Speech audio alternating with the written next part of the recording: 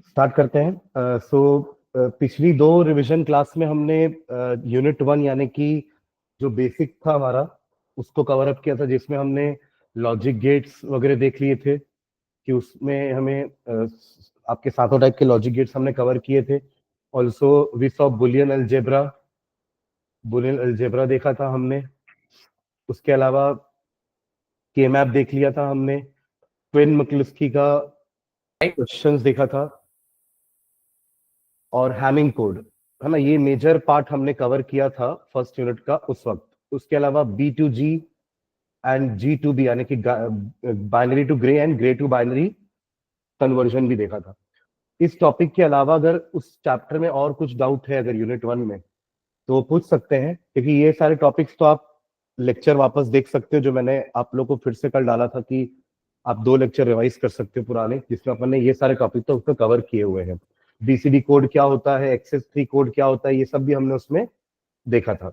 इसके अलावा अगर कोई और डाउट है चैप्टर 1 से, यूनिट 1 से, तो पूछिए।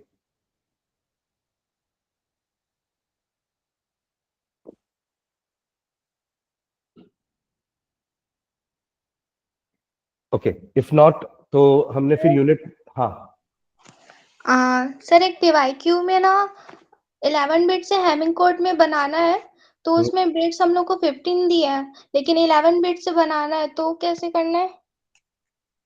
मतलब क्वेश्चन में कितना बिट दिया डेटा?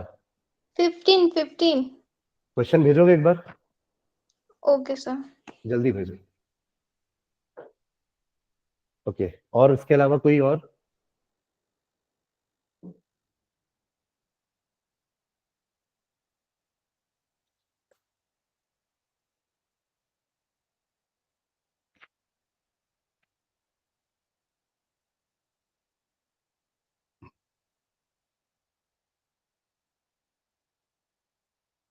आप लोग के में जो कन्वर्जन्स हैं सारे कोड, सारे नंबर सिस्टम के, बाइनरी से लेकर, बाइनरी से हम डेसिमल में, डेसिमल से बाइनरी में, फिर octal to binary, octal to decimal, decimal to octal, hexadecimal to decimal and decimal to hexadecimal. इसके अलावा octal to binary, hexadecimal to binary, इस सब का कन्वर्जन हमने देखा है। यूनिट 1 का ही पार्ट ये भी। हाँ, सर ये ऑक्टेल वाला एक बार फिर से अगर होगा सर तो लास्ट लास्ट में बता देंगे तो ठीक है सर। ऑक्टल वाला क्या? सर कन्वर्जन है ऑक्टल का, ऑक्टल टू बाइनरी।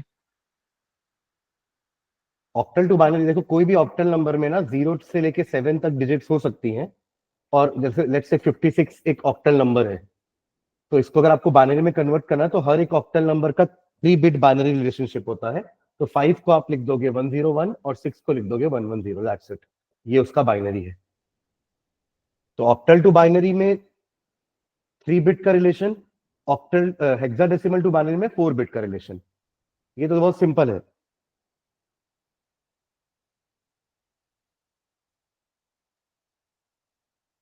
ठीक है, आपने जो कोड भेजा है ना वो एक्चुअली 15 बिट कोड है, क्योंकि उसमें 4 बिट हैमिंग कोड डाला हुआ है। 11 बिट का मैसेज है और बाकी 4 बिट आपकी पैरिटी बिट्स है। ठीक है, क्या क्या क्या आपकी बिट्स, एक बार मैं यहाँ पे लिख रहा हूँ, ध्यान देना। 10100, फिर 10111, 01011। ओके, तो test the following Hamming code sequence for 11 bit message and correct it if necessary. तो देखिए, 1 2 3 4 5 6 7 8 9 10 11 12 13 14 15, 15 बिट है, जिसमें 11 बिट आपका मैसेज है, बाकी 4 बिट पैरिटी है। This is parity bit P1, P2, this is your data bit D1, this is again parity bit P4। Fourth position है, आप चाहो तो यहाँ पे पोजीशन लिख लो, first position, second, third, fourth, fifth, फिर आपकी 6th, 7th, 8th, 9th, 10th, 11th, 12th, 13, 14 and 15, जिसमें आपके जो जो भी 2 के पावर्स हैं, यानी कि 2 का पावर 0 1, 2 का पावर 1 2, 2 का पावर 2 4, 2 का पावर 3 8 और 2 का पावर 4 16 तो है ही नहीं। तो इन जगहों पर हमें पैरिटी रखनी है। P8, P1, P2, P4, P8, rest आपके डेटा होंगे। तो D1 के बाद ये हो जाएगा D5, D6, D7, D9, फिर D10, D11, D12, D13, D14 and D15। तो अब अगर आपको इस मैसेज को चेक करना है तो आप पहले क्या क्या लोगे? First of all you will take P1, एक को छोड़ करके D1, फिर एक को छोड़ करके D5, D7, D9, D11, D13, D15। इससे आपका P1 चेक हो जाएगा। मतलब इसमें आप बेसिकली चेक करोगे कि इसमें कोई एरर है कि नहीं। अब क्योंकि कोई पैरिटी दिया नहीं है कि इवन है कि ऑड है, तो आप एज्यूम कर लो कि चलो let's say assume even parity, assuming even parity. ठीक है, तो अब आप देखिए इसमें कितने वंस हो रहे हैं? 1 2 3 4, 4 वन है, मतलब देयर इज नो एरर, क्योंकि इवन पैरिटी में वैसे भी नंबर ऑफ वंस इवन होने चाहिए। तो पहले जो मैंने एक एक बिट करके लिया है उसमें कोई एरर नहीं है, तो हमारा एरर मैसेज बन गया उसके लिए 0। ठीक है, चलिए अब बात करते हैं, दो दो करके लेते हैं। तो अब मैं लूंगा P2 D3, P2 actually D3 होगा ना, P2 D3, फिर दो छोड़ करके D6 D7, फिर दो छोड़ करके D10 D11, फिर दो छोड़ करके D4 D14 D15। ओके, चलिए यहाँ देखते हैं कितने वंस हैं। तो इन दोनों में एक वन यहां मिल गया हमें, फिर ये दूसरा वन, फिर ये हो गया हमारा तीसरा, चौथा, पांचवा। यहाँ 5 वन आ रहा है, मतलब यहाँ पर एरर है, तो 1 हो गया। फिर बात करते हैं अपन अगला।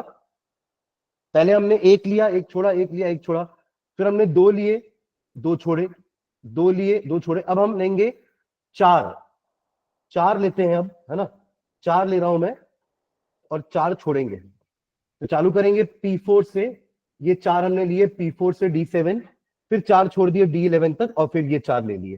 तो चलिए इन चारों में कितने वन है? सिर्फ एक, और इन चारों में 1 2 3, 3 और 1 4 हो गए, यानी कि यहां भी कोई एरर नहीं है। एंड फाइनली लास्ट 8 0 8 1, तो ये रहा आपका मतलब 8 लेंगे 8 छोड़ेंगे, तो P8 से लेकर के P15, बस इतने लेंगे, कोई छोड़ने के लिए है ही नहीं। तो P8 से लेकर के P15 तक, D15 तक कितने आ रहे हैं वंस देखेंगे, तो 1 2 3 4 5 6, no error. Read it, it is 2 in decimal. तो सेकेंड पोजीशन पे एरर है यहां पर, यानी कि ये जो है 0 है ना, इसकी जगह आएगा आपका 1। That's it. तो सेम प्रोसेस करना है, कितना भी बिट का हैमिंग कोड आ जाए। ठीक है, ओके सर। चलिए और कोई फर्स्ट यूनिट में डाउट नहीं आएगी तो मैं आगे बढ़ रहा हूं फिर।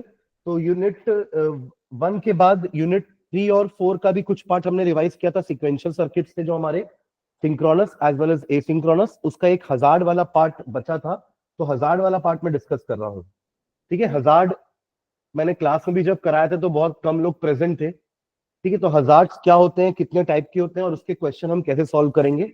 तो हजार्ड का बेसिकली मतलब होता है कि कभी आपका आउटपुट 0 होना चाहिए था, बट किसी इनपुट चेंज के कारण that has change the value for अब फ्रैक्शन ऑफ सेकेंड, है ना। उस फ्रैक्शन ऑफ सेकेंड में उस 0 की वैल्यू 1 हो गई, या अगर जो 1 होना चाहिए था वो कुछ समय के लिए 0 हो गया, तो इसको हम कहते हैं हजार्ड। 0 से 1 हुआ तो इसको हजार्ड 0 बोलते हैं, 0 हजार्ड बोलते हैं। और अगर 1 होना चाहिए था बट वो कुछ मोमेंट ऑफ टाइम के लिए 0 हो गया, तो that is known as 1 hazard. To be more precise, hazard दो टाइप के होते हैं। एक स्टैटिक होता है, जहां पर एक ही बार आपको इस टाइप का ग्लिच मिल रहा है, या इस टाइप का स्पाइक मिल रहा है, या इस टाइप का एरर मिल रहा है। और अगर वो मल्टीपल टाइम मिलता है तो उसको हम डायनामिक बोलते हैं। तो हजार्ड दो टाइप के हो गए, static and dynamic.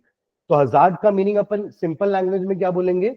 It is the undesirable change in the output. It is the undesirable change in the output because of the change in any one of the input, because of the change in any one of the input। किसी भी एक input change के कारण अगर आपका, जबकि output तो change नहीं होना चाहिए था, पर आउटपुट कुछ समय के लिए just because of propagation delay, कि कोई एक गेट का इनपुट पहुंच नहीं पाया, पहले वाला मतलब एक गेट का पहुंच गया, दूसरे गेट का पहुंच नहीं पाया, तो अल्टीमेटली उसने आउटपुट को मोमेंटरीली चेंज किया है, परमानेंटली चेंज नहीं किया है। वो वन ही है, but for a fraction of second, for a fraction of, या बोलो नैनो सेकेंड के लिए भी वो 0 आ गया, but that is an error. तो उसी को हम हजार्ड बोलते हैं। ठीक है, तो दो टाइप के हो गए, स्टैटिक एंड डायनामिक। और ये जो दो डायग्राम बने हैं ये स्टैटिक 0 हजार्ड और ये स्टैटिक 1 हजार्ड का डायग्राम है। तो अगर आपको, जैसे मैंने आपको सीटी में भी दिया था, तो कई लोगों ने डिफाइन किया बट ये डायग्राम नहीं बनाया, तो आपको इस डायग्राम की हेल्प से शो करना है कि कैसे अपन वो हजार्ड को रिप्रेजेंट कर रहे हैं। तो static 0 hazard and static 1 hazard, ठीक है। तो इस टाइप का क्वेश्चन अगर क्यूरी आएगा तो अपन कम से कम इतना लिखेंगे, टाइप, डेफिनेशन, डायग्राम, इतना होना चाहिए, ठीक है। अब अगर एग्जाम्पल भी बोलते हैं कि also show with an example, उसमें एक एग्जाम्पल भी दो, 8 मार्क्स का क्वेश्चन आ गया, समझ लीजिए। इतना तो 4 मार्क्स के लिए आएगा कि what do you mean by hazard, classify it, तो आप इतना तो करेंगे। और अगर ये क्वेश्चन 8 नंबर के लिए आता है तो एक चीज और ऐड हो जाएगी उसमें कि एक्सप्लेन विद एन एग्जांपल। तो आप क्या करोगे, जनरली देखो हजार्ड्स कब होते हैं, हमने सीखा है कि के मैप से हम हमारे एक्सप्रेशन को मिनिमाइज करते हैं। तो ऐसा मिनिमाइज करने के कारण क्या होता है, हमारे सर्किट में हजार्ड्स आने की प्रोबेबिलिटी बढ़ जाती है। मतलब your circuit is more prone to hazards अगर आप अपने सर्किट को मिनिमाइज कर रहे हो तो। नो डाउट सर्किट को मिनिमाइज करने से आपको हार्डवेयर कम लग रहा है, उसका तो कोई दो राय नहीं है, डेफिनेटली हार्डवेयर आपको कम लग रहा है, बट उससे एक प्रॉब्लम आ गई कि सर्किट कभी कभार बीच बीच में इस टाइप का हजार्डस कंडीशन या एरनियस कंडीशन शो करता है। तो उसका एक एग्जांपल जो हमने क्लास में देखा था वो एक डिस्कस करते हैं, फिर एक क्वेश्चन आपके पास जो एग्जाम में आया उसको हम डिस्कस करेंगे। वो 4 वेरिएबल का क्वेश्चन है, मैंने क्लास में आपको एक 3 वेरिएबल का क्वेश्चन बताया था। तो एक क्वेश्चन हमारा कुछ ऐसा है कि जिसमें मिनटर्म्स आपको दिए हैं, फंक्शन है आपका एबीसी का, ध्यान से समझिएगा क्वेश्चन को, फंक्शन है आपका एबीसी का और इसके मिन टर्म्स दिए हुए थे क्वेश्चन में, विच आर 3, 4, 5 एंड 7। आप जब इसको के मैप से सॉल्व करोगे, के मैप में सॉल्व करेंगे तो अपन यहाँ पर हमारे पास 3 वेरिएबल हो गए, A B and C, 00 01 11 10, gray code 01, ठीक है। तो 3 4 5 7 में हम यहाँ पर 3 4 5 एंड 7 पे हमने यहाँ पर मिन टर्म्स को पुट कर दिया, मैपिंग कर दी, ठीक है। जनरली जैसे हम सॉल्व करते हैं इसको, हम मिनिमाइज कैसे करेंगे, यहाँ एक पेयर बनने वाला है और यहाँ एक पेयर बनेगा, राइट, कोई क्वाड तो बन नहीं रहा है, तो ये एक पेयर बना और एक ये पेयर बना। तो फाइनली अपन इसका एक्सप्रेशन कैसे लिखेंगे, एफ इज इक्वल्स टू, अगर मुझे इसके लिए एक्सप्रेशन लिखना होगा तो ए और यहां इन दोनों में बी कांस्टेंट है, सी चेंज हो रहा है तो ए बी बार, प्लस अगर मुझे इसके लिए लिखना है तो ए तो चेंज हो रहा है तो ए को नहीं लेंगे, बी एंड सी वैल्यू 1 है तो बी एंड सी। तो ये हमारा इसका मिनिमाइज एक्सप्रेशन हुआ, करेक्ट। अब अगर मैं इसका लॉजिक डायग्राम बनाऊं यूजिंग एओआई लगेगा यहाँ पे, एंड भी है और भी है और इन्वर्टर भी लगा है, ठीक है। तो चलो वो इन्वर्टर भी नहीं लगाते, अपन सीधा बी बार का लाइन दे देंगे, ऐसा भी हम कर सकते हैं कभी कई बार शॉर्ट करने के लिए डायग्राम को। तो ये रहा ए, ये रहा बी बार, ये रहा एक एंड गेट, ये रहा बी, ये रहा सी और ये रहा दूसरा एंड गेट, और इन दोनों का आउटपुट जा रहा है हमारे और गेट में। तो फाइनली हमारा जो एक्सप्रेशन था function of F comma A comma B, A comma B comma C, it can be represented by this equation expression, और उसका लॉजिक डायग्राम जो है वो कुछ ऐसा हम बना सकते हैं। ये आपका फंक्शन है, ठीक है। अब इसमें हजार्ड कैसे आता है वो समझते हैं, ठीक है। ये तो इतना तो हम जानते हैं, इतना तो हमने चैप्टर 1 में पढ़ा है कि कोई भी फंक्शन अगर दिया रहेगा तो उसको के मैप से अपन कैसे रिड्यूस करते हैं, ठीक है। क्वेश्चन यहाँ पे ये है कि एक हजार्ड यहाँ पर आप कैसे शो कर पाओगे, ठीक है। यहाँ पे किस टाइप का हजार्ड आ रहा है, तो सर हाँ इसमें ये सर्किट में जैसे बी और बी बार का दोनों को अलग इंडिविजुअली दिए, हाँ। तो उसमें चेकर उसको गलत मार्क नहीं करेगा, मतलब नहीं कोई दिक्कत नहीं है, आप एक साथ दे दो ना, कोई प्रॉब्लम नहीं। आप यहाँ पे बी लिख दो और यहाँ पे इन्वर्टर लगा के बी बार दे दो और यहाँ पे बी दे दो तो चलेगा, यस। ठीक है। देखो ये एग्जाम्पल अपन शो कर रहे हैं ना, तो इस टाइप का अपन शो कर सकते हैं, पर जैसे देखो क्वेश्चन में आपको बोल ही दिया है कि यही क्वेश्चन था, मान लो इतना ही अगर क्वेश्चन होता, मैं तो हजार्ड समझा रहा हूं तो मैंने इसको शॉर्ट किया है, बट अगर आपको क्वेश्चन अगर यही होता कि 3 वेरिएबल का फंक्शन है, draw with a labelled logic diagram, तब आप यहाँ पे एक इन्वर्टर भी लगाते और बी को एक कॉमन लाइन दे करके दोनों को अलग अलग करते, ठीक है। बट क्वेश्चन एक्चुअली ये नहीं है, क्वेश्चन हमें हजार्ड समझाने बोला है, ठीक है। Will put more focus on our hazard, ठीक है। चलिए आगे बढ़ते हैं। तो ध्यान देंगे कि जब आपका ये सारे मिनटर्म्स है, मिनटर्म्स का मीनिंग क्या होता है कि इन मिनटर्म्स पे आपके फंक्शन की वैल्यू 1 होती है, function will give a value 1, output 1 in this minterms. मतलब अगर मैं बात करूं कि अगर मैं इस मिनटर्म की बात करूं तो यहाँ पे ए का वैल्यू भी 1 है, बी का वैल्यू 1 है, सी का वैल्यू 1 है। इस मिनटर्म की बात करूं तो ए का वैल्यू 1 है, सी का वैल्यू भी 1 है, पर बी का वैल्यू 0 हो गया। कहने का मतलब अगर ए की वैल्यू 1, बी की वैल्यू और सी की वैल्यू 1 होती है तो हमारा फंक्शन हमेशा 1 देगा। कहने का मतलब अगर यहाँ 1 है, यहाँ 1 है, यहाँ 1 है और यहाँ 1 है, ये एक्चुअली 0 हो जाएगा, 1 नहीं बोलना चाहिए, तो बी बार 0 हो जाएगा। तो इस गेट का आउटपुट आपको 0 मिलेगा, इस गेट का आउटपुट आपको 1 मिलेगा, और करने के बाद आपको फंक्शन क्या मिलेगा, 1 आना भी चाहिए, क्योंकि अपन ने पता है एफ ए की वैल्यू 1, बी की वैल्यू 1 और सी की वैल्यू 1 पे हमारा फंक्शन हमेशा 1 होगा। ठीक है, यहां तक तो कोई दिक्कत नहीं है, 1 आ रहा है। बट अब अगर आपने बी को चेंज किया, लेट्स से अभी आपका जो बी 1 था, अब आपने बी को कर दिया 0। क्या कर दिया, बी को हमने कर दिया 0, तो उससे क्या होगा, पहले आउटपुट ड्रॉ कर लेता है, ये तो आपका 1 चल रहा था, ठीक है। अब क्या होगा, बी आपने कर दिया 0, तो ये वाला आउटपुट इनपुट हो गया आपका 0 और ये हो जाएगा 1, ठीक है। बट होगा क्या, यहाँ पे बी के बाद इन्वर्टर होने के बाद वो यहां पर आएगा, तब ये इसको 1 करेगा। बट उसके पहले ही जैसे ही आपने बी को 0 रखा ना, तुरंत ये 0 हुआ, और इस वाले के 1 होने से पहले कुछ समय के लिए 0 और 0 होकर के ये एक समय के लिए क्या हो गया, इन्वर्ट हो गया।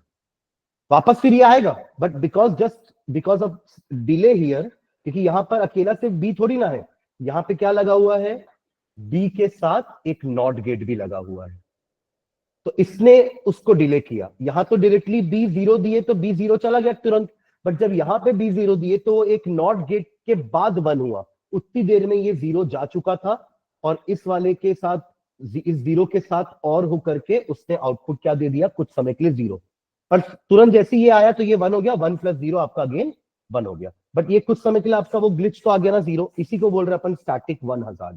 This is known as static 1 hazard. वरना आपका फंक्शन की जो वैल्यू होती वो 1 ही थी, पर ये कब था, जब ए, बी और सी तीनों 1 थे। पर ये कब हुआ, जब आपने ए और सी को तो 1 रखा, बट बी को आपने 0 कर दिया, तो उस समय के लिए ये 0 हुआ, वापस ये ए और सी 1 एंड बी 0 पे ये फिर से 1 हो गया। But that for just that nano second part वो 0 पे गया, just because of the propagation delay in this line। B को जाने में टाइम लगा, उसके पहले ये बी तुरंत चला गया था, तो उसने 0 और 0 को 0 कर दिया फॉर अ मोमेंट। इसी को बोल रहे अपन स्टैटिक 1 हजार्ड। इसमें किसी को डाउट?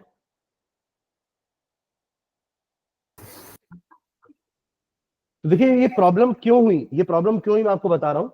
बी चेंज हुआ, देखा, हालांकि इस वाले मिनटर्म में भी आपका फंक्शन का वैल्यू 1 आना चाहिए था, और आ भी रहा है, गलत नहीं है। ए की वैल्यू 1, सी की वैल्यू 1 और बी की वैल्यू 0 पर भी 1 आना चाहिए, और आ भी रहा है। But just because of the change, आपने एक इनपुट को चेंज किया ना, एक अपने लाइव सर्किट में आपने इनपुट को चेंज किया, तो उस चेंज के कारण वो कुछ समय के लिए 0 में चला गया, just because of the propagation delay in any one of the line. तो ये आपका स्टैटिक 1 हजार्ड हुआ। इसको ठीक करने के लिए हम क्या करें, ये जो रिडक्शन किया ना हमने, ये ना करें, है ना, ये रिडक्शन ना करके हम क्या करें, हम इस वाले को भी ले लें। हम जनरली हम जब K-मैप सॉल्व करते हैं तो हम इसको नहीं लेते, और हमने लिया भी नहीं था अभी, बट नहीं लेने का कॉन्सिक्वेंसेस हमने देखा कि स्टैटिक 1 हजार्ड हुआ। पर अगर मैं इसको ले लेता हूं, ये वाले को जो मैंने अभी ग्रीन से पॉइंट किया है, इस वाले को भी अगर मैं पेयर बना लेता हूं, तो एक एंड गेट और लगेगा, और उसकी वैल्यू क्या होगी, A B, A and B, और ये भी चला जाएगा अब और गेट में। अब अगर आपने इसको 0 किया था बी को, तो चलो ये तो जल्दी नहीं पहुंच पाया क्योंकि इसके आगे इन्वर्टर लगा था, बट ये तो पहुंच जाएगा तुरंत। जब हमने बी को 0 किया तब ये वाला गेट तो आपका पहुंच जाएगा। एक्चुअली ए एंड सी है, sorry, A and C sir C आएगा। हाँ सॉरी, सी आएगा। हाँ, ए और सी तो 1 ही था ना, तो ये तो पहुंच जाएगा 1, तो 1 0 एंड 0 आपको 1 दे देगा, तो ये वाला सिचुएशन कभी आएगा ही नहीं। इसको बोलते हैं हैजार्डस फ्री सर्किट।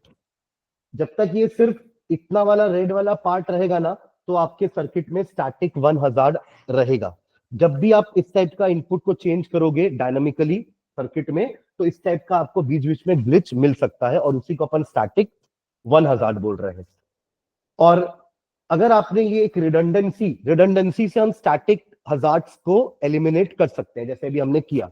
रिडंडेंसी क्यों बोल रहा हूँ, क्योंकि इस वाले पेयर की जरूरत नहीं थी, it was not an essential prime implicant, इसकी जरूरत नहीं थी, ये जो ग्रीन से मैंने मार्क किया है।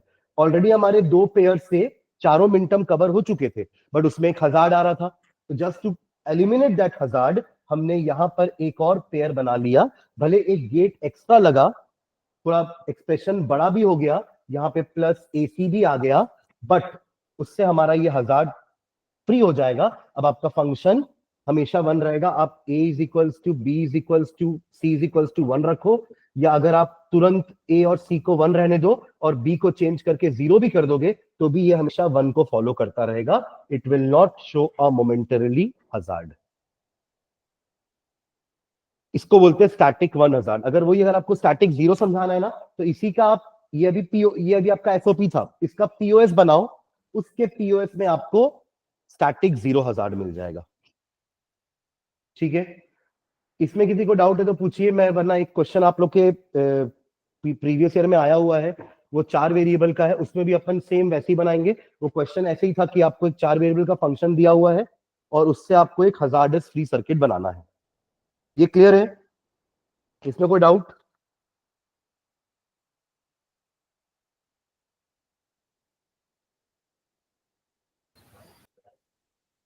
कितने लोगों ने देखा वाला क्वेश्चन जो जिसकी मैं बात कर रहा हूं? ये आपके 2022 का पेपर में ही आया हुआ क्वेश्चन है। Design a hazard free circuit in and or configuration for the logic function y is equals to y of a b c d y of a b c d summation m 1 3 5 7 12 13। Have you guys seen this question? देखा है आप लोगों ने question? Yes sir. Okay, तो चलो इसको पहले बनाते हैं, पहले समझते हैं इसमें हजार्ड है या नहीं है, और अगर है तो कैसे उसको एलिमिनेट करेंगे। तो ये तो हमको पता है कि 4 वेरिएबल का फंक्शन है, तो 4 वेरिएबल का के मैप बनेगा।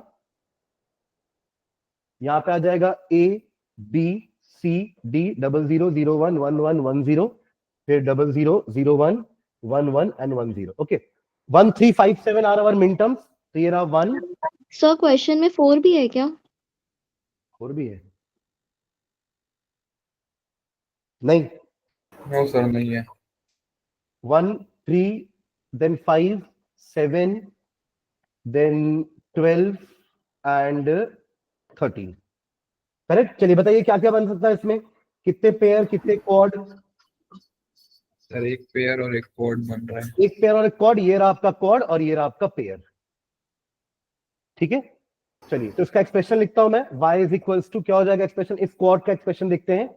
यहां पे आपका a कांस्टेंट है तो a बार, और यहां पे आपका d कांस्टेंट है तो d, प्लस इस पेयर के लिए a b c bar, a b c बार। तो ये हमारा सर्किट का मतलब हमारे फंक्शन का रिड्यूस फॉर्म रेडी है। इसका सर्किट बनाता हूं। ये रहा एक एंड गेट, जहां पे जा रहा है a बार और यहां जा रहा है d, और यहां जा रहा है a b c बार, और ये दोनों जाएंगे आपके एक और गेट में। एसओपी बना रहे तो हर बार ऐसे ही होगा, एंड टर्म्स बनेंगे और those and terms will be odd together. इसी को तो बोलते हैं एसओपी, सम ऑफ प्रोडक्ट्स। ठीक है, ये रहा हमारा फंक्शन y। ठीक है, तो चलिए अब अगेन समझते हैं कि यहां पर हमारा कैसे हजार्ड आ रहा है और उसको एलिमिनेट कैसे करेंगे, पहले समझते हैं। चलिए, तो ध्यान देना, हमने ये वाला एक पेयर नहीं बनाया जो कि बन सकता था, क्योंकि अपन सीखे हैं ना कि अगर सारे मिन टर्म्स कवर हो चुके हैं तो अननेसेसरी क्वाड्स या पेयर्स नहीं बनाने हैं। पर ये पेयर बन सकता था जो अभी हमने बनाया नहीं है, वो हमारा करेक्शन होगा हजार्ड फ्री बनाने के लिए। ठीक है, पर चलो समझते हैं इस वाले मिन टर्म के लिए वैल्यूज क्या क्या है देखेंगे। तो a की वैल्यू है 0, b की वैल्यू है 1, c की वैल्यू है 0 और d की वैल्यू है 1। इस समय पर आपका फंक्शन 1 आ रहा है, मतलब a की वैल्यू अगर मैं यहाँ पे 0 देता हूं तो वो इन्वर्ट होके 1 चला जाएगा, और b की जगह अपन 1 दे रहे हैं, c की जगह 0 दे रहे हैं, इन्वर्ट होकर के 1 चला जाएगा, फिर a की जगह 0 है और d की जगह 1 है। तो देखेंगे फंक्शन की वैल्यू 1 आ रही है, 1.1 इज 1। अगेन ये 0 हो गया, बट कोई बात नहीं, एक भी अगर इनपुट और गेट का 1 है तो हमें आउटपुट 1 मिल जाएगा। यहां तक ठीक है? चलो ठीक है, 1 दे रहा है आपका फंक्शन। ओके, ये फंक्शन आपका 1 दे रहा है। चलिए, अब अगर मैं सी डी और डी को कांस्टेंट रखूं, देखो ना इस वाले में क्या क्या है आपके वैल्यूज। ए की वैल्यू चेंज होकर के 1 हो गई है, पर बी अभी भी 1 है, सी अभी भी 0 है, डी अभी भी 1 है। हमने सिर्फ ए की वैल्यू को चेंज किया इन दोनों बॉक्स के लिए। इन दोनों बॉक्स में बस ए चेंज हुआ है, बाकी बी भी सेम है, सी और डी भी सेम है, इन दोनों बॉक्स के लिए कॉमन है, बस ए चेंज हुआ है। तो अब अगर मैं ए को चेंज करता हूं, ए की वैल्यू जो अभी 0 डाली थी हमने, अब अगर मैं इसकी जगह 1 डालता हूं, अलग कलर यूज कर रहा हूं, ध्यान देंगे, अगर मैं ए की जगह 1 डालता हूं तो इन्वर्ट होकर के वो 0 जाएगा, इन्वर्ट होकर के वो 0 जाएगा, और यहां अगर मैं 1 डालता हूं तो यहां 1 वो तुरंत चला जाएगा, और आपको यहां क्या मिलने वाला है, ए की जगह 1 डाले हैं ना अपन, हाँ ठीक है, ए की जगह पहले क्या जा रहा था, 0, एक मिनट, सर सम जाएगा ना, कैरी नहीं जाएगा, तो 0 ही आएगा ना।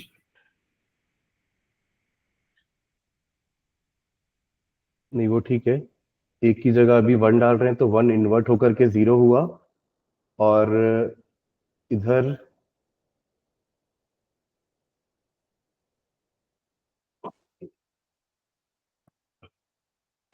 सर ऊपर वाले में 0 जाए, 0 निकलेगा ना आउटपुट। ऊपर वाले में 0 हो जाएगा क्योंकि एंड गेट में दोनों हाई होना चाहिए।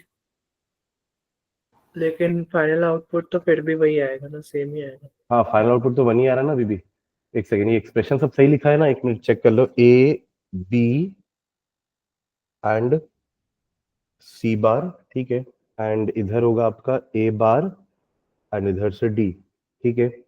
तो ए की वैल्यू शुरू में हमने 0 रखी थी, अभी ए की वैल्यू 1 रखी है हमने, और बी की वैल्यू पहले 1 थी, और सी 0 था, डी 1 था, ठीक है। तो उस समय हमारा आउटपुट आ रहा था, ए की वैल्यू 0 रखने पर ए बार 1, डी 1, तो ये 1 आ रहा था, और यहाँ पर ये 0 आ रहा था, ठीक है। अभी ए को जब मैंने 1 किया है, तो ए को 1 करने पर, ए को 1 करने पर, एक सेकेंड, सर इसमें ऐसा होगा क्या कि जो सेकंड वाला एंड गेट है उसमें से 1 आएगा और ऊपर इन्वर्टर के कारण पे 0 थोड़ा रुक के आएगा, तब तक 1 और गेट में चले जाएगा, तो आंसर हमारा 0 हो जाएगा। 1 1 अभी और तो गेट 1 ही होगा, 1 1 आने 0 पे। थोड़ी ना, 1 ही रहेगा वो। अगर और गेट का एक भी इनपुट 1 होता है तो it will give a output 1 only, है ना।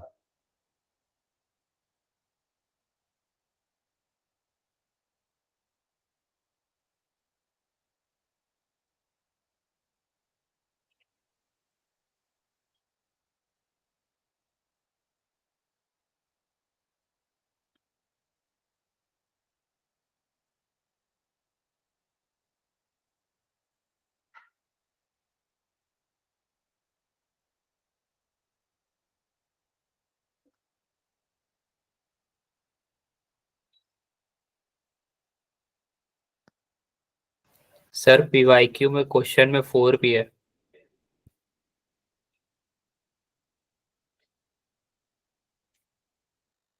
नहीं है सर 4।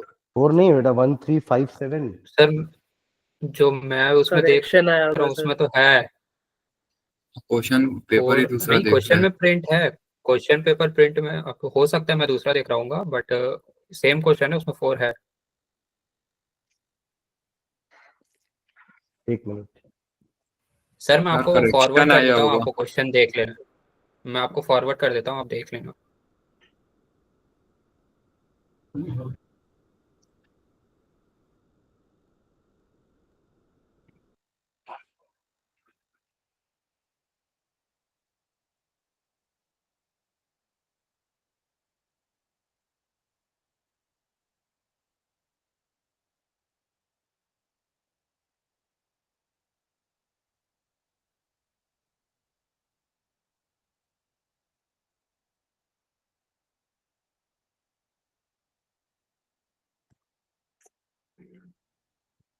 सर इसमें करेक्शन आया होगा ए उसमें। वाले में तो नहीं है सर 4। कौन सा भेजो पेपर, पेपर भेजे हो कुछ?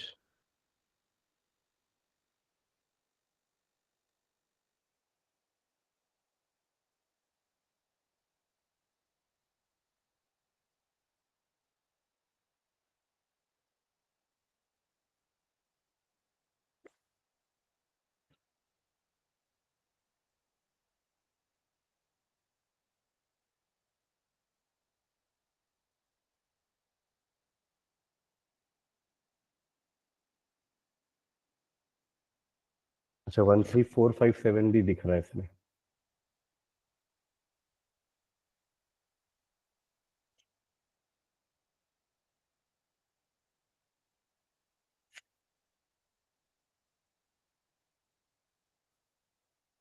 अगर 4 भी रहता है अगर, तो ये दो क्वाड बनते। तो एक क्वाड का एक्सप्रेशन है ए बार डी और दूसरे क्वाड का एक्सप्रेशन हो जाएगा बी सी बार, बी सी बार। ओके, और इसका सर्किट कुछ बनेगा ए बार डी एंड बी सी बार, और ये दोनों जाएंगे और गेट में। अब अगर अपन ने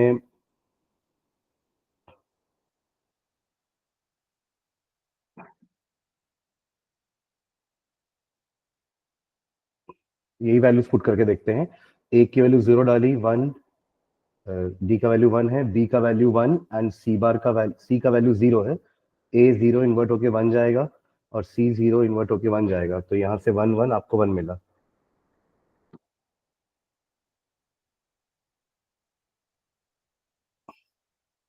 और अगर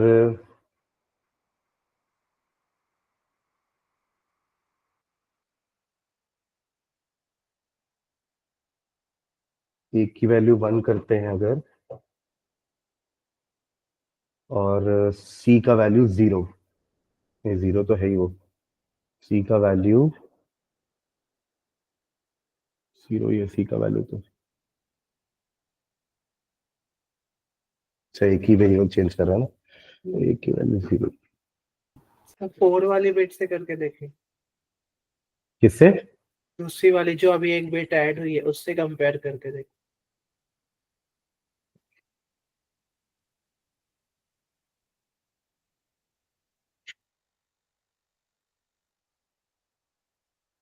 चलो मैं वाला क्वेश्चन को एक बार सॉल्व करता हूँ। ये क्वेश्चन तो ये सही है, ऐसे गलत नहीं है। मैं इसको एक बार सॉल्व करके भेजता हूँ आप लोग को, ठीक है? Yes sir. ये बनेगा ये वाला, मैं एक बार ट्राई करके फिर आपको भेजूंगा, ठीक है? कॉपी में, ठीक है। इसके अलावा और मुझे बताओ, मिले मुरे में कुछ डाउट है क्या?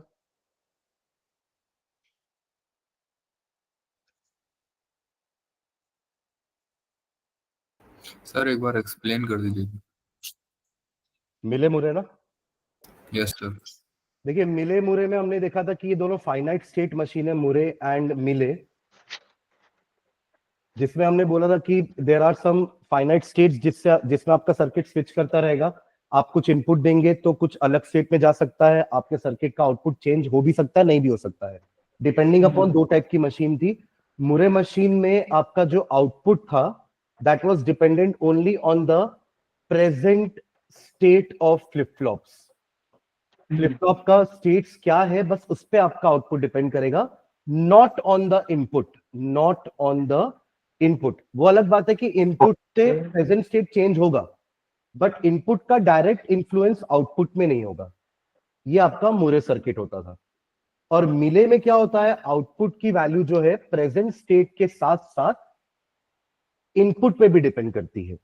इसका हमने ब्लॉक डायग्राम देखा था क्लास में कि एक होता है आपका next state decoder, next state decoder, एक होता है हमारा मेमोरी एलिमेंट। इसका मैं एक एग्जांपल भी लेके बताऊंगा, फिर हम ब्लॉक डायग्राम और एग्जांपल को कंपेयर करेंगे कि ब्लॉक डायग्राम के हिसाब से एग्जांपल में नेक्स्ट स्टेट डिकोडर कौन है, मेमोरी एलिमेंट कौन है, और इसके बाद लास्ट हमारा रहता है आउटपुट डिकोडर जो आउटपुट शो करेगा।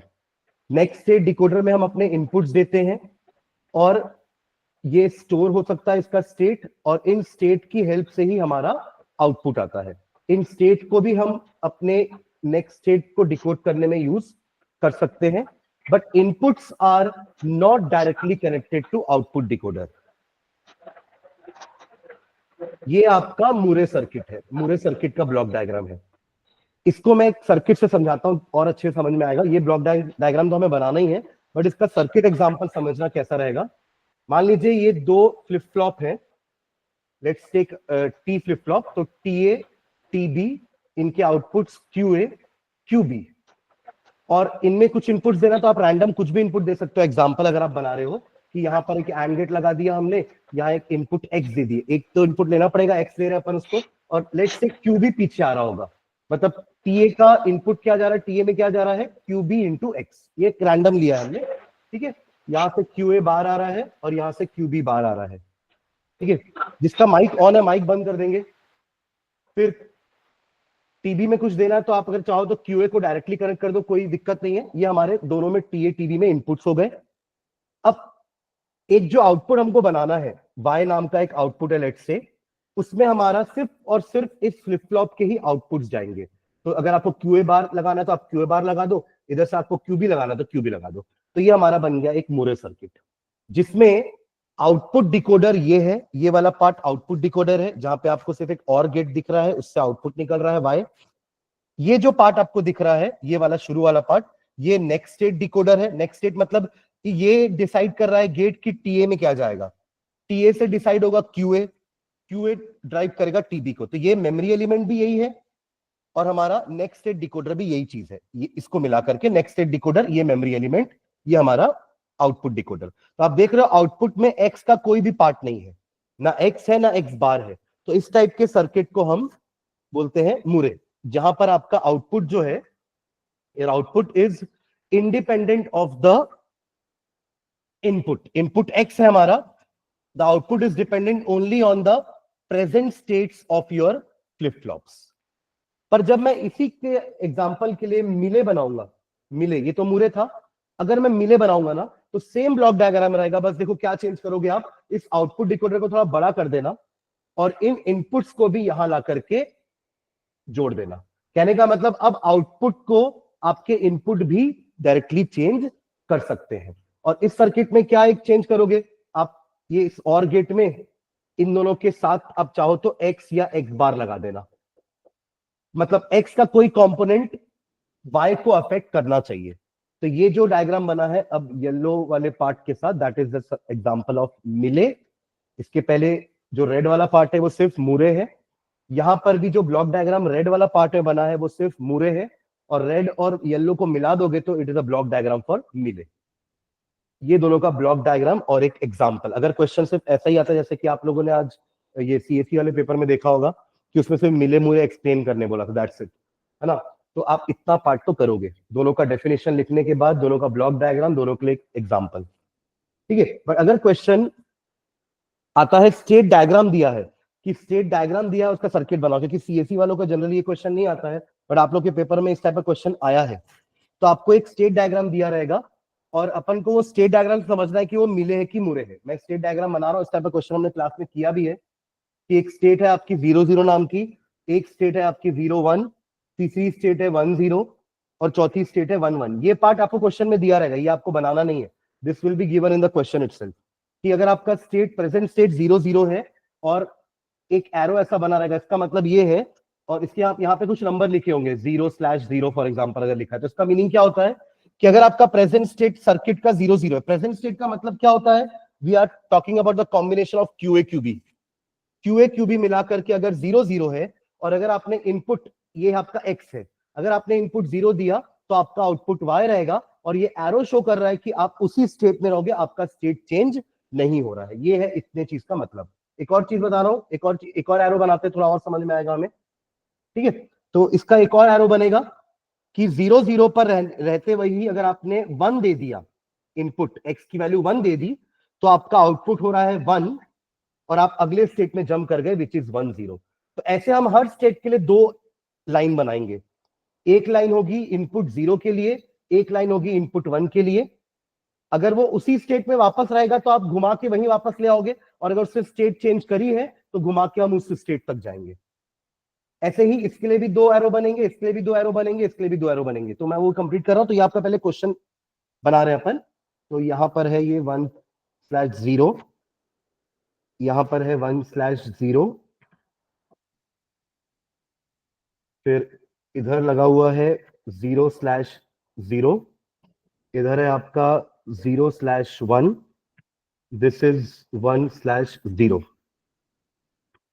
सबसे 2 एरो निकले हुए हैं, एक 2 आउटवर्ड एरो यहां से 0 1 के लिए, यहां से भी इसका एक छूट गया, ये वाला 0/1। ठीक है, ये आपको क्वेश्चन दिया हुआ है, तो पहले तो समझना है कि ये मिले कि मुरे है। कोई बता पाएगा क्या है ये मिले कि मुरे?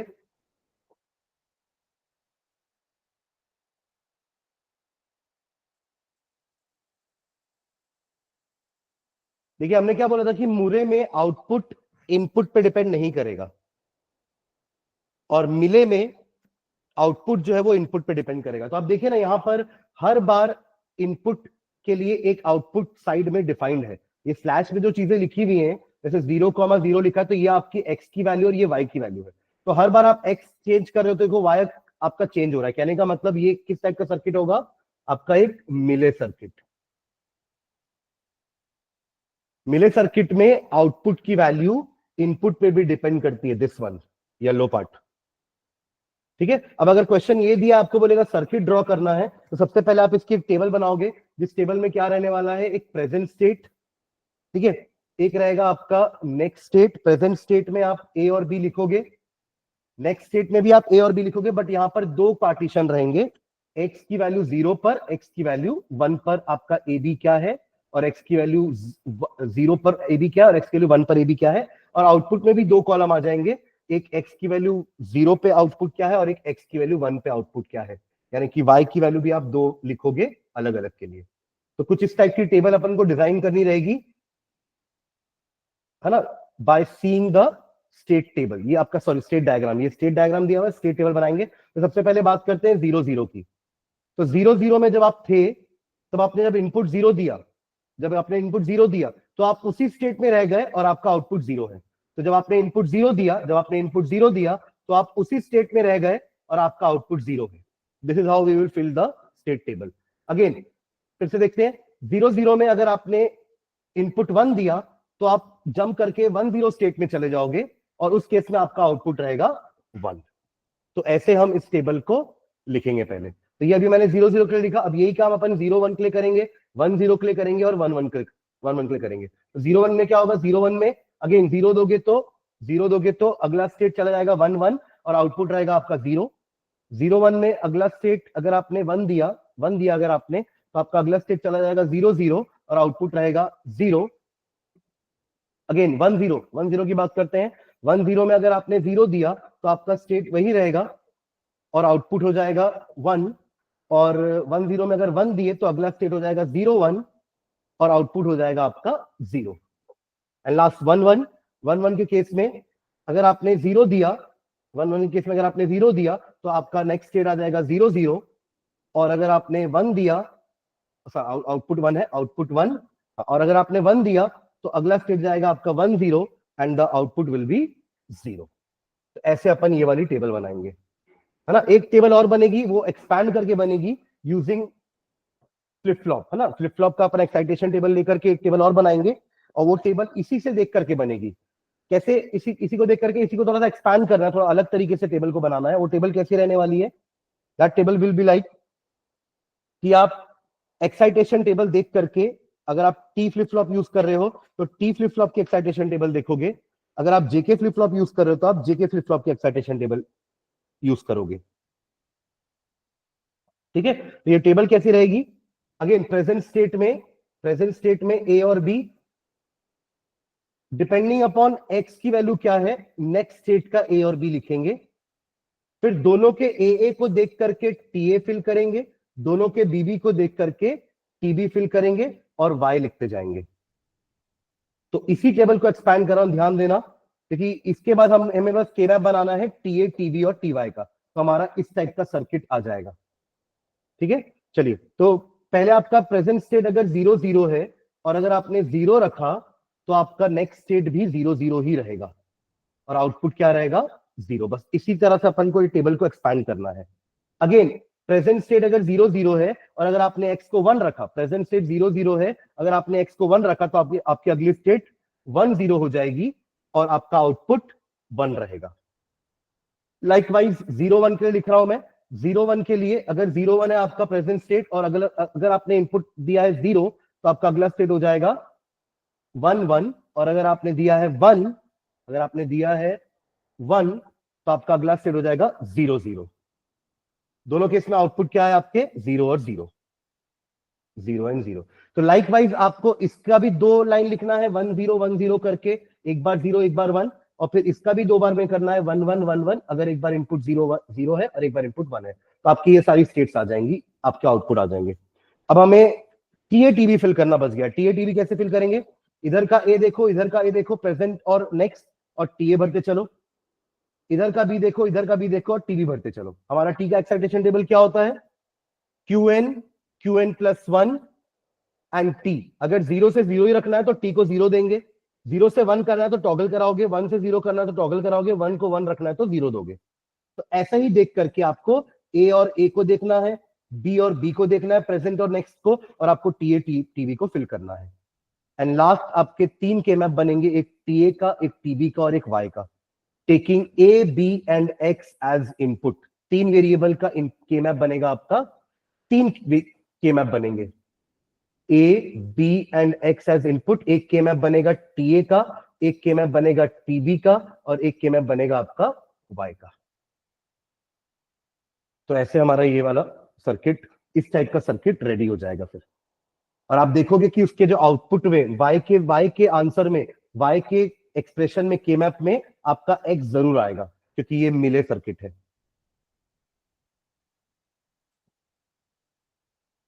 क्लियर है ये?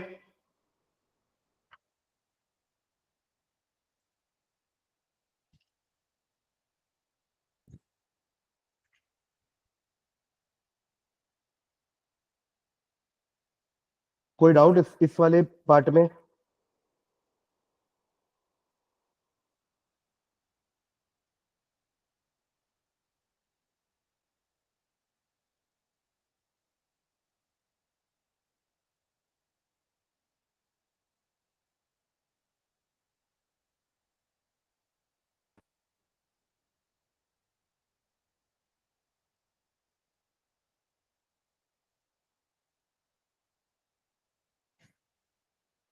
ओके, इसके अलावा और कुछ डाउट?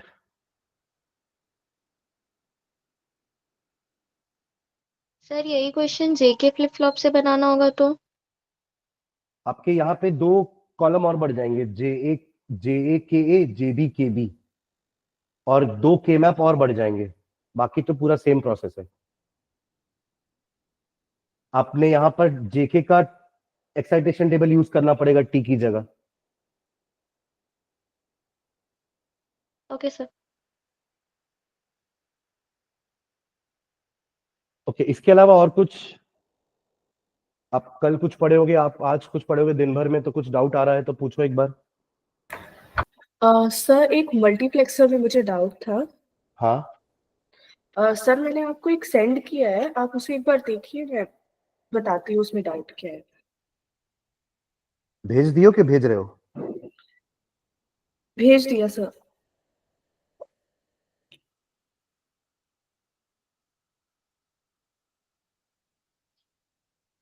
ओके, ठीक है। सर ऊपर वाले में हमने देखा कि हमने 0 1 ऊपर नीचे लिखा है, और उसके बाद जो नीचे हम लोगों ने बनाया उसमें 0 1 2 सीक्वेंस वाइज लिखा है, तो उसका करेक्ट फॉर्मेट क्या होगा?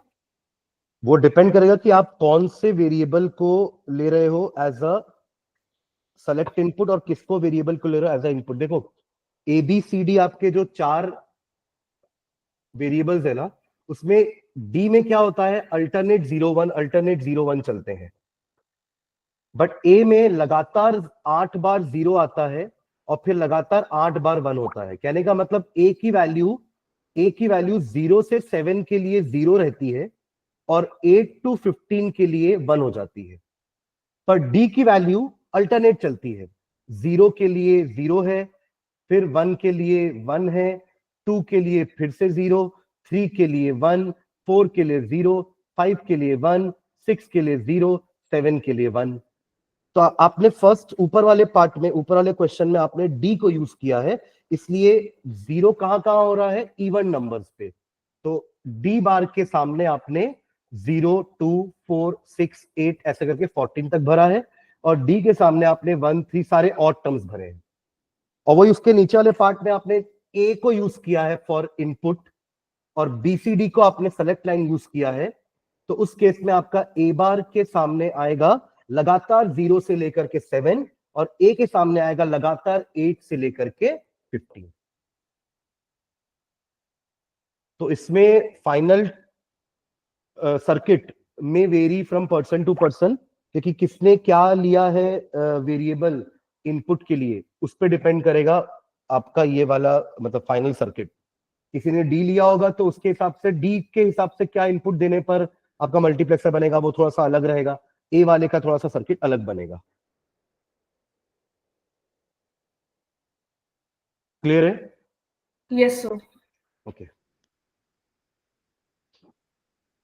देखिए, और अगर इस टाइप के सिंगल डाउट्स है ना तो आप मुझे मैसेज कर दीजिएगा। अभी कुछ लोग का मैसेज मैंने आज दिन भर में खोला नहीं था, अभी आया है कुछ मैसेज मैंने देखा है, तो मैं जा करके इसको आंसर कर दूंगा अगर अभी वो लोग यहाँ प्रेजेंट नहीं है। तो जैसे झंकार का मुझे आया, झंकार प्रेजेंट है क्या अभी? सर एक्चुअली मैंने ना आपको बहुत दिन पहले ही मैसेज किया था, बट आपने सीन भी नहीं किया था। आप ऊपर देखिए, उसमें मैसेज होंगे अभी। यही सेम? नहीं सर, बहुत मतलब कुछ कुछ बहुत सारे मैसेज किए थे आपको, डाउट्स कैसे सिंगल डाउट ही थे, बट आपने उसे देखा नहीं था। ओके कोई बात नहीं। तो अब मैं देख लेता हूँ, ये इसी चीज का ही है क्या ये वाला part? One more question for designing a synchronous counter, will have to design a k-map for each of the given input if you are taking J3, K3, J2, then in total you have to design 6 maps, right? हाँ correct, सही है। इसलिए तो अपन वो बोलते हैं ना कि ऑनलाइन में पूछा था ना जो आपसे कि एक ऐसा केस आता है कभी कभी कि हम लोग को के मैप नहीं बनाते किसी एक टर्म के लिए, वही वाला एक डाउट क्लियर करना था मुझे। लाइक आपने बताया था कि अगर पूरे के मैप में सारे भरे होंगे तो उसका वैल्यू 1 आता है। 1 होता है, हाँ ये तो अपन ने बात की थी ऑनलाइन क्लास में। हाँ तो वही मुझे डाउट था, वो उस समय का क्वेश्चन मैंने सेंड किया था। ओके सॉरी मैं शायद स्किप हो गया होगा। सर कोई एक रिपल काउंटर वाला क्वेश्चन करवा देते। रिपल काउंटर मतलब एसिंक्रोनस काउंटर है ना? कौन सा, कोई एक बता, रैंडम कुछ भी। सर कोई सा भी, जैसे जेके इनको में आया था ना, बीसीडी को इनके में रिपल BC काउंटर आया था। रुको ये सीएससी वालों का पेपर देख लेते हैं एक सेकंड, उसमें एक रिपल काउंटर ही आया है। 4 बिट बाइनरी रिपल काउंटर, वो भी अप डाउन। देखो अगर अप डाउन आया ना तो वो सिंक्रोनस वाले में 3 बिट तक ही आएगा क्वेश्चन, पर अगर 4 बिट में आ रहा है तो वो फिर सिंक्रोनस में नहीं आएगा, एसिंक्रोनस में आएगा, जो कि इस क्वेश्चन में आया है, इनके पेपर में आया है। 4 बिट बोल रहा है बाइनरी रिपल काउंटर, यानी कि आपको 4 फ्लिप फ्लॉप लेने पड़ेंगे, क्योंकि अगर बिट के टर्म्स में दिया रहता है तो डायरेक्टली उतने ही फ्लिप फ्लॉप हम ले लेते हैं, पहली बात। ठीक है, अब यहाँ पे कोई फ्लिप फ्लॉप मेंशन नहीं है तो आप ऊपर मेंशन कर देना कि हम टी फ्लिप फ्लॉप यूज कर रहे हैं, तो TA TB। यहाँ तो खैर आप कुछ भी यूज कर सकते हो क्योंकि आपको के मैप वगैरह नहीं बनाना होता। एसिंक्रोनस या रिपल काउंटर में आपको के मैप के बनाने की जरूरत नहीं पड़ती है। ठीक है, ओके। तो TA हो गया, आपका आउटपुट हो जाएगा QA, QB, QC and QD। क्योंकि एसिंक्रोनस है तो क्लॉक हम सिर्फ फर्स्ट वाले में देंगे, रेस्ट बाकियों को कौन ड्राइव करेगा, क्योंकि अप डाउन है तो अपन सीधा नहीं लगा सकते। अप होता तो मैं सीधा यहाँ पर सब, अगर negative edge triggered flip flops हैं तो हम सीधा QA को कनेक्ट कर देते हैं यहाँ पर, QB को यहाँ, QC को यहाँ। बट क्योंकि अप डाउन काउंटर है तो अपन को एक मोड सिग्नल लेना पड़ेगा, मोड सिग्नल, कि मोड की वैल्यू 1 पर वो अप काउंटिंग करे और मोड की वैल्यू 0 पर वो डाउन काउंटिंग करे। आप अगर 1 दोगे ना तो इधर 1 जाएगा और इधर 0 जाएगा। तो ये लाइन हम करेक्ट करते हैं यहां से। देखो ध्यान देना, यहीं पर जो है हमारा मेन सर्किट है कि आपने क्या करना है, इस M सिग्नल को लेकर आना है, इस M सिग्नल को लेकर आना है, और अगर ये M की वैल्यू 1 है तो QA आगे जाना चाहिए और क्लॉक में कनेक्ट होना चाहिए, और QA बार, जो हमारा QA बार है, वो अभी नहीं जाना चाहिए क्योंकि अपन अप काउंटिंग करा रहे हैं। तो ये M बार आके कनेक्ट हो जाएगा यहाँ पे, और ये एंड गेट, और ये इधर चला गया। देखो अभी क्या हो रहा है, अगर आपके M की वैल्यू 1 है तो 1 इधर आया, इधर 0 गया, तो ये एंड गेट का आउटपुट 0 हो जाएगा, और यहां एंड गेट का आउटपुट होगा QA। तो देखो QA will drive the next flip flop. ये फ्लिप फ्लॉप नंबर A हो गया, ये फ्लिप फ्लॉप नंबर B हो गया, या 2 3 नाम दे दो, जो भी नाम देना हो, flip flop number C and flip flop number D। तो ऐसा ही सेम सर्किट हम यहां पे भी बनाएंगे और यहां पे भी बनाएंगे। 2 एंड गेट है, 2 एंड गेट, और उन दोनों एंड गेट का आउटपुट कनेक्ट हो रहा है एक और गेट पे, जिसमें एक इनपुट आपका M रहेगा यहां वाले में दूसरा इनपुट क्यू रहेगा प्रीवियस वाले का, इस वाले का एक इनपुट एम बार रहेगा और दूसरा इनपुट क्यू बार रहेगा। अब जब भी आप M1 रखोगे तो सब फ्लिप फ्लॉप के इनपुट में, मतलब इनपुट तो आप 1 लेके रखोगे ना, ये तो अपन लगाना भूल गए, सॉरी इनपुट। एसिंक्रोनस का यही तो फायदा है कि सब में आपको क्या लगाना पड़ता है, 1, बस टॉगल कराना है, बस टॉगल। तो इनपुट के लिए मेहनत नहीं करनी पड़ती के मैप वगैरह की, बस यहां हमें मेहनत करनी पड़ी अगले क्लॉक के लिए लॉजिक निकालने के लिए, क्योंकि अपन एक ही काउंटर में दोनों बनाना चाह रहे हैं। अगर सिर्फ अप आएगा तो इसकी जरूरत नहीं पड़ेगी, अगर सिर्फ डाउन आएगा तो भी इसकी जरूरत नहीं पड़ेगी, पर अगर एक ही काउंटर में दोनों बनाना है अप डाउन तो आपको इस टाइप के सर्किट की जरूरत पड़ती है। तो अब आप अगर आप इसका वो लिखना चाहो लॉजिक, तो आप क्या लिखोगे कि clock for next flip flop is equals to, क्या जा रहा है अपने क्लॉक के नेक्स्ट फ्लिप फ्लॉप में, इसका अपन को लॉजिक लिखना है। तो Q into M plus Q bar into M bar, यही तो जा रहा है सब में। सब में देखो, आप इसके लिए देखो, इसके क्लॉक में क्या जा रहा है, Q A into M, Q A bar into M bar. इसके क्लॉक में क्या जा रहा है, Q B into M, Q B bar M bar. और इसके क्लॉक में क्या जा रहा है, Q C into M, Q C bar M bar. तो जब भी आप m की वैल्यू को 1 रखोगे इट विल काउंट अप, यानी कि 0 से लेकर के 15, और जब भी आप m को 0 रखोगे it will count down, that is 15 से लेकर के 14, 15 ऐसे करके हम जाएंगे 0 तक।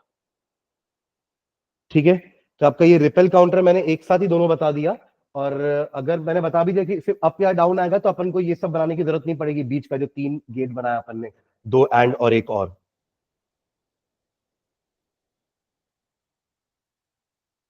ठीक है,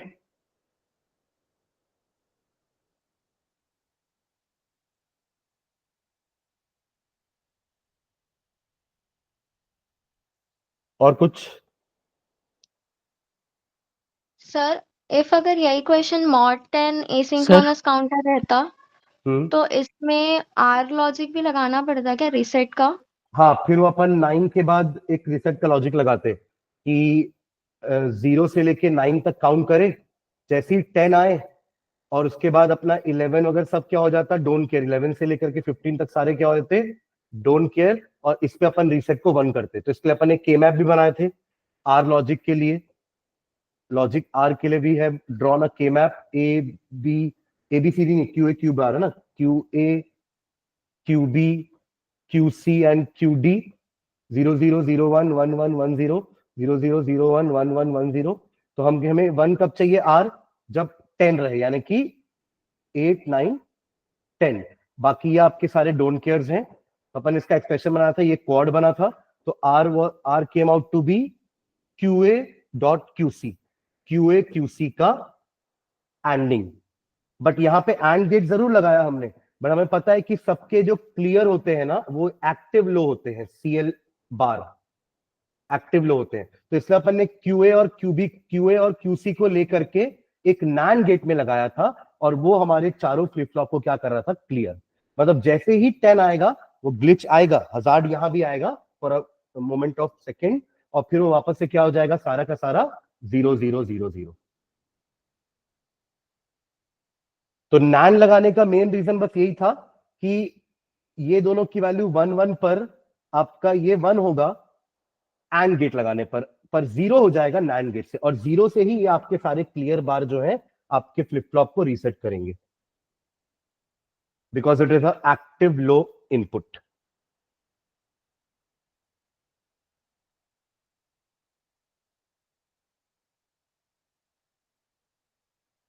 ओके, और कुछ?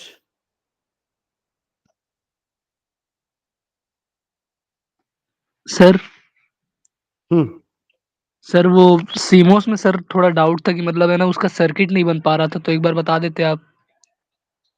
सीमॉस, हाँ एक मिनट।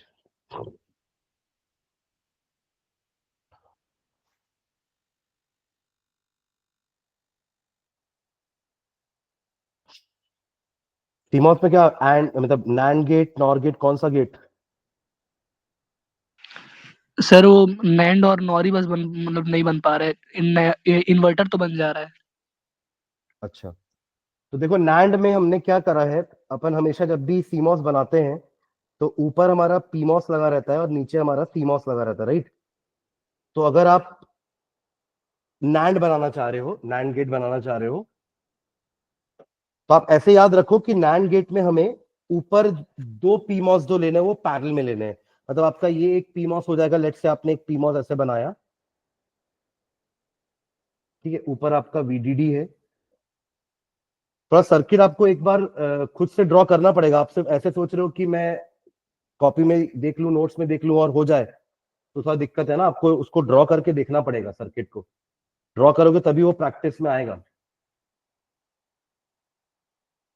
Yes sir. सेम इसी चीज को यहाँ भी बनाना, पर उल्टा बनाना, क्योंकि अपन को इस वाले को कनेक्ट करना है ना यहाँ पर, तो इस वाले को यहाँ बना रहा हूँ। मतलब ये 3 डैश वाले इधर आ जाएंगे और ये आपका जो जिसमें अपन को इनपुट देना है वो इधर आ जाएगा। तो ये आपका एक पीमॉस हो गया इधर और एक पीमॉस हो गया आपका इधर, दोनों से एरो बाहर की तरफ आ रहे हैं, ये दोनों पीमॉस हो गए, तो they are in parallel.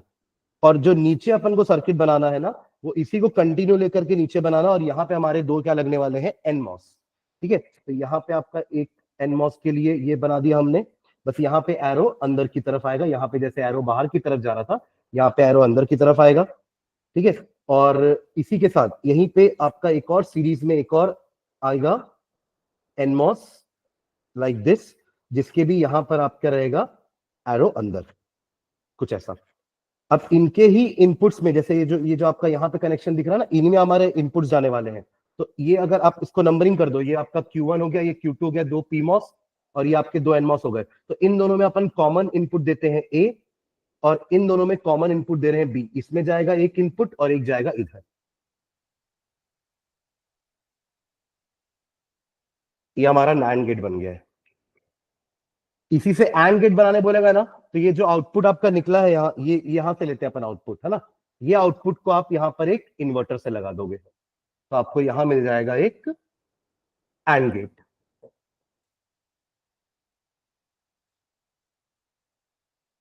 Sir ये इन्वर्टर किसमें मतलब कनेक्ट करेंगे? ये जो आउटपुट निकल रहा है ना यहाँ से, ये आपका ये कंप्लीट नैंड गेट है। इट इज जस्ट लाइक ये इतना पार्ट बन चुका, ये इतना पार्ट बन चुका है ना। अब इसका जो आउटपुट आ रहा है वो ये है आउटपुट, दोनों के बीच में ऊपर पीमॉस नीचे एनमॉस, यहां से आउटपुट लेते हैं अपन। तो आउटपुट जो हमने लिया है उसी को अपन इन्वर्टर में डाल देंगे, तो आपको एंड मिल जाएगा। तो सर तो मतलब ये जो, हाँ बोलो बोलो। सर ये जो आउटपुट रहेगा इसको किसमें कनेक्ट करेंगे? इन्वर्टर के आउटपुट में ही कन्वर्ट करेंगे, मतलब कनेक्ट करेंगे? इनपुट है ना इन्वर्टर, आप बोलो ना इन्वर्टर बन रहा है, इन्वर्टर आपका एक ही इनपुट वाला होता है, जिसमें ये इनपुट जा रहा है एक पीमॉस में और नीचे आ रहा है एनमॉस में। ये आपका पीमॉस है, ये ऊपर एनमॉस है, और इन दोनों का आउटपुट यहाँ बीच में है। यही तो इन्वर्टर है। Yes sir. तो इन्वर्टर में एक ही इनपुट है ना, ये इनपुट कहां से आ रहा है, यहां से, मतलब इधर से।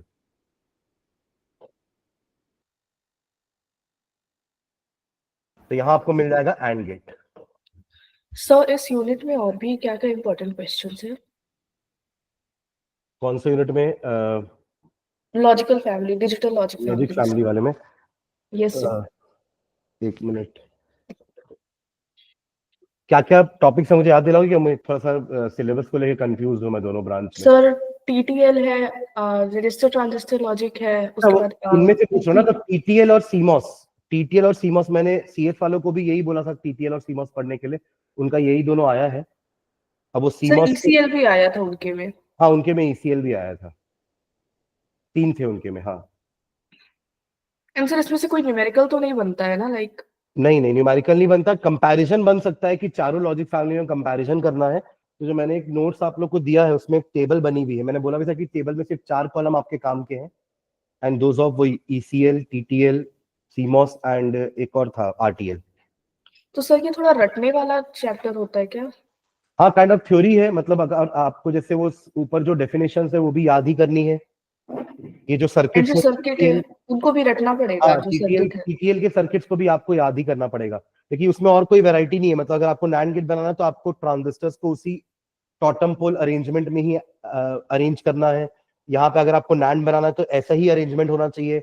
और के लिए नॉर के लिए उल्टा हो जाएगा कि ऊपर वाले ये पैरेलल वाले सीरीज में हो जाएंगे और ये सीरीज वाले पैरेलल में हो जाएंगे। सर आप एक बार टीटीएल बता देंगे क्या? उसके 3-4 फॉर्म, थोड़ा कंफ्यूजन हो रहा है उसमें। देखो नोट्स साथ में है क्या आपके? मैं नोट्स से भी यस बताता हूँ मैं आप लोग को, है ना, नोट्स सर रखिएगा। हाँ सर मैं अभी एक फोटो भेजा हूँ, उसमें यूनिट 5 का क्वेश्चन नंबर 2 कैसे बनेगा वो बता दो। हाँ चलो पहले ये टीटीएल देख लो, अगर जिनको भी डाउट है तो वो टीटीएल वाला नोट्स खोल लेना, उसमें से मैं बताता हूँ आप लोगों को कैसे इसको देखना है। देखिए इसलिए अगर आप नोट्स को एक बार रीड करोगे तो आपको समझ में आया कि क्या हो रहा है। आप जब ए और बी को 0 दे रहे हो तो कौन कौन से ट्रांजिस्टर्स ऑन हो रहे हैं, ऑफ हो रहे हैं, यहाँ वो उसमें सब लिखा हुआ है। एक बार डिस्क्रिप्शन पढ़ोगे तो आपको समझ में आएगा। क्या चलो ठीक है देखते हैं। तो जो टीटीएल में हम पहला वाला जो ट्रांजिस्टर लेते हैं ना, that is a kind of multi emitter transistor होता है जिसके पास एक से ज्यादा एमिटर होते हैं। जो पहले पेज में आपको दिया हुआ है एक डायग्राम, 2 एमिटर बने हुए, एक बेस है और एक कलेक्टर है, उसका एक इक्विवेलेंट सर्किट आपको राइट हैंड साइड में दिख रहा होगा जिसमें 2 डायोड्स लगे हुए हैं जिनका दोनों का एन टर्मिनल सामने है, पी बाद में है, और अगला एक और डायोड लगा, मतलब 3 डायोड मिलके वो मल्टी एमिटर ट्रांजिस्टर बना रहे हैं। तो D1, D2 and D3।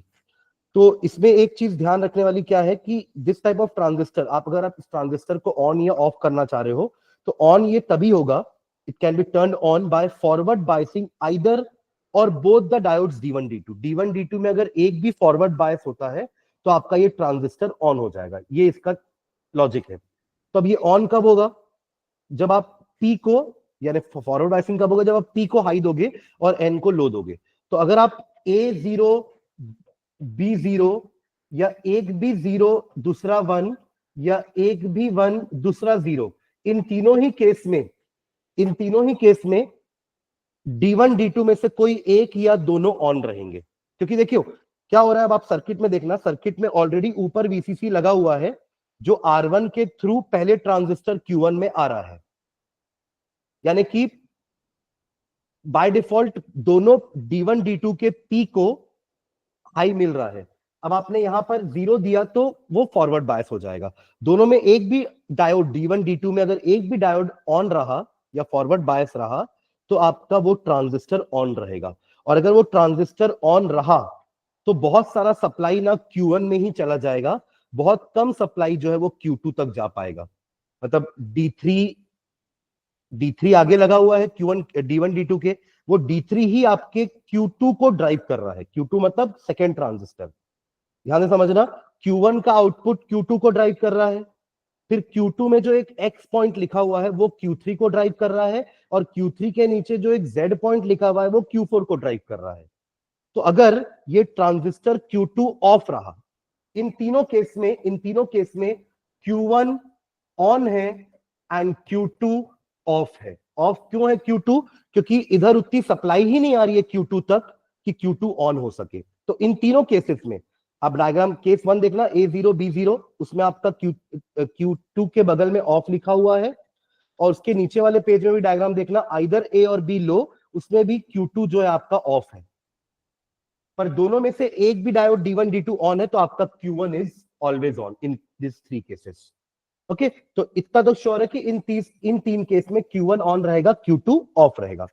Q2 of रहेगा तो क्या होगा, ऊपर से कोई भी करंट X वाले पॉइंट पे नहीं जाएगा, X वाले पॉइंट में नहीं जाएगा, तो आपका जो X है वो डायरेक्टली कनेक्ट हो जाएगा आपके किससे, आगे वाले ट्रांजिस्टर Q3 से। नीचे वाला ट्रांजिस्टर में, मतलब नीचे वाला क्या बोलना चाहिए कि Q2 के बाद Z तक कुछ करंट पहुंचेगा ही नहीं, क्योंकि Q2 तो ओपन सर्किट है। Q2 ऑफ है यानी कि Q2 ओपन सर्किट है, तो Z का कोई मीनिंग नहीं है। पूरा का पूरा जो VCC है वो X से होते हुए कहां जा रहा है, Q3 के पास। तो Q3 आपका ऑन रहेगा, और Q3 ऑन रहेगा तो आउटपुट आप ऊपर से लेंगे Y, and that will be 1। तो इन तीनों केसेस में आपका आउटपुट क्या रहेगा, 1, जो कि NAND गेट का लॉजिक भी है। 0 0 का एंडिंग 0 इन्वर्जन 1, 0 1 का एंडिंग 0 इन्वर्जन 1, 1 0 का एंडिंग इन्वर्जन 1। तो पहले तीनों केसेस में यही चीज हो रही है कि दोनों इनपुट में A और B में अगर एक भी 0 है या एक भी 0 है तो वो आपके ट्रांजिस्टर Q1 को ऑन कर रहा है, Q2 को ऑफ कर रहा है। Q2 जब ऑफ है तो पूरा का पूरा वोल्टेज Q3 में जा रहा है वाया X, और Q3 से वो आउटपुट y में जा रहा है, इसलिए आपको आउटपुट मिल रहा है हाई। जब यही काम अपन एक और केस, जो लास्ट वाला केस है, ए और बी दोनों को 1 रखेंगे, तो इस केस में आपका Q1 ऑफ हो जाएगा, Q1 ऑफ होगा, Q2 ऑन हो जाएगा। Q2 ऑन होने के कारण X पॉइंट पे वोल्टेज कम हो जाएगा, तो अब X आपके Q3 को ड्राइव नहीं कर पाएगा। अब कौन ड्राइव होगा? Q4 via Z। तो Q3 will be of and Q4 will be on, और Q4 ऑन हुआ तो अब आपका आउटपुट नीचे से लिया जाएगा, दैट इज ग्राउंड। तो अब आपको आउटपुट मिलने वाला है 0। इन सब केस में आपका आउटपुट 1 था, इस केस में आपका output 0, and that is the case of NAND gate.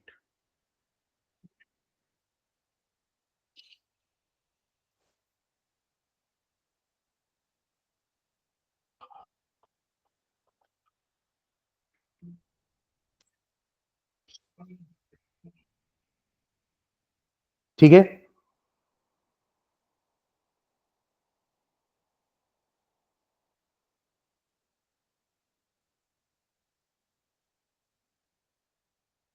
निधि आपका डाउट? Yes sir, but it's kind of confusing थोड़ा सा। देखो यही दो केस समझ लो आप, मतलब एक बार आपका एक भी इनपुट अगर 0 है तो हर ये वाला चीजें कॉमन है, Q1 on, Q2 of, Q3 on and Q4 of. ये 4 चीज याद रखना, मतलब इसी को एक्सप्लेन करना आपको डायग्राम बनाने के बाद। पहले 3 केस में तो यही सारी चीजें चलेंगी और चौथे केस में ये चीज चलेगी। एट द एंड आपको NAND गेट का डायग्राम ट्रूथ टेबल बना के दिखाना है कि NAND गेट भी तो ऐसे ही बिहेव करता है कि जब एक भी इनपुट आपका 0 होता है तो आपको आउटपुट 1 मिलता है, आउटपुट हाई तभी, आउटपुट लो तभी मिलेगा जब दोनों इनपुट्स 1 होंगे। यही हमारा NAND गेट का लॉजिक भी है। तो सर अगर हमें क्वेश्चन आया तो हमें सिर्फ ऊपर वाला जो फर्स्ट वाला डायग्राम है उसे बनाना है या फिर सारे बनाने हैं? 3 डायग्राम बनाना रहेगा। एक आपका नॉर्मल जो TTL का सर्किट है, और एक डायग्राम बना के ये तीनों केस बता देना कि ट्रांजिस्टर्स का क्या हाल रहेगा, कौन ऑन है कौन ऑफ है, और एक डायग्राम बनेगा इसके लिए। जैसे वहां बना हुआ है वो एग्जैक्टली वैसा ही आपको आंसर लिखना है। Okay sir.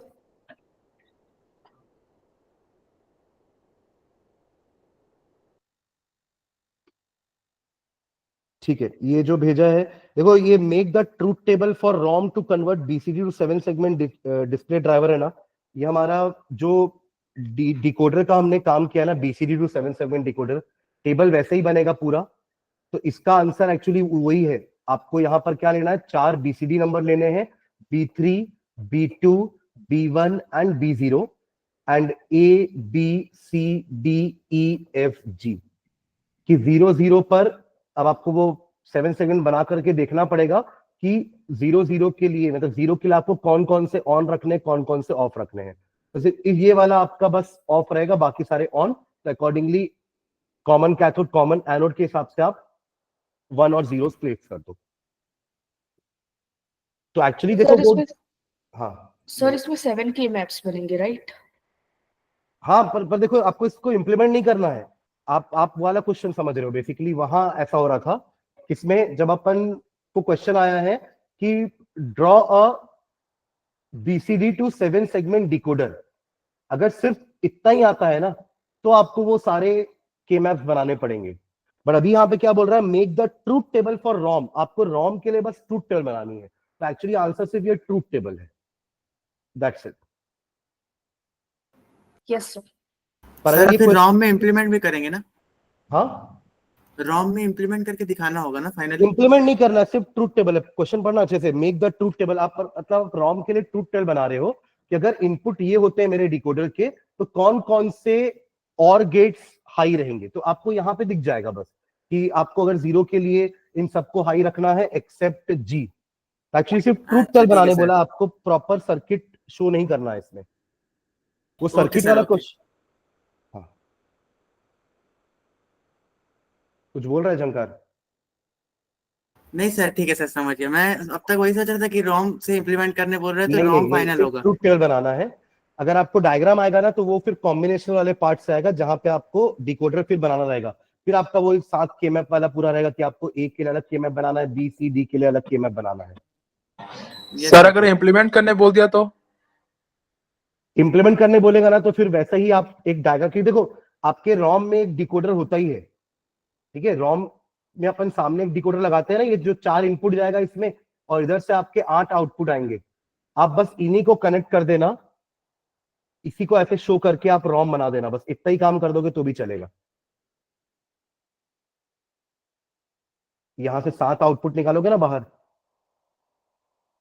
तो सर नीचे में ABCD होगा कि वो पूरा डिस्प्ले होगा आगे? अच्छा हाँ, नहीं, ये ठीक A से लेके G तक बस। है। Okay sir.